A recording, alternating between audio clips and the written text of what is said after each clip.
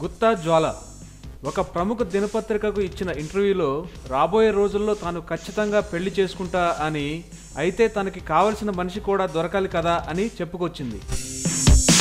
అయితే కాబోయే భర్త పొడగారి అయి ఉండాలి అని షరతు విధిస్తుంది.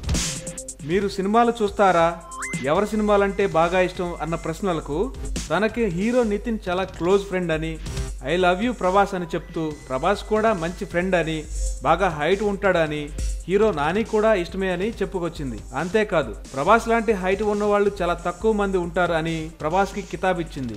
భార్యాభర్తలిద్దరికీ ఏ ఒక్కరిలో రెస్ట్రిక్షన్స్ ఉండకూడదని, తన మొదటి భర్త చేతన్ విషయంలో ఇలా ఉన్నందుకే విడిపోయామని, అయితే రాబోయే రోజుల్లో ఖచ్చితంగా పెళ్లి చేసుకుంటానని మనసు విప్పి మాట్లాడింది. నితిన్ ఫ్రెండ్ అయినందున అతని సినిమాలో నటించే అవకాశం వచ్చిందని, అయితే తనకి సినిమాల్లో నటించాలనే ఉద్దేశం లేదని, చాట్ షోలంటే ఇష్టమని, అవకాశం వస్తే చేస్తానని చెప్పింది. ఛాన్స్ వస్తే పాలిటిక్స్లో ఎంట్రీ ఇస్తానని, మహిళలు చిన్నపిల్లల సంక్షేమం కోసం కృషి చేస్తానని ఫైనల్గా చెప్పింది.